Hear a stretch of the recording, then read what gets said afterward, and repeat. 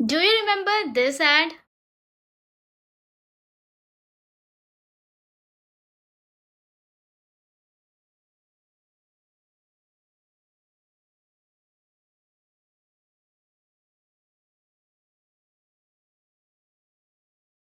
And do you know no groom has ever burned and killed in kitchen accident in our country in his in-laws place. Welcome to episode 5 of Real Influencer of India. Meet Satya Rani, a mother who challenged bride burning and changed dowry law. ये बात है 1979 की। दिल्ली में 20 साल की शशि बाला 6 महीने की pregnant थी और उन्हें दहेज की मांग पर जला दिया गया।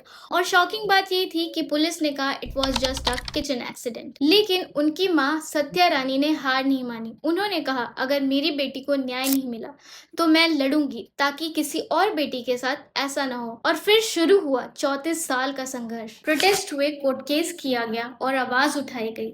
और तब शुरू हुआ Shakti Shalini started as a healing process for two mothers who had lost their daughter by horrifying death. Satya रानी चड्ढा और शाहजहां ने 31 अगस्त 1987 को शक्तिशालिनी की शुरुआत की, जब उनकी बेटियों को दहेज की कमी के कारण उनके ससुराल वालों ने जिंदा जला दिया था। और उनकी लड़ाई ने भारत के कानून को बदल दिया। और इसी आंदोलन की वजह से बने section 498A cruelty against women punishable, section 304B dowry death become a serious crime. लेकिन दुख की बात यह है जिसने उनकी बेटी को मारा वो कभी जेल ही नहीं गया, लेकिन सत्या रानी की लड़ाई ने हजारों बेटियों को न्याय दिलाने का रास्ता बना दिया।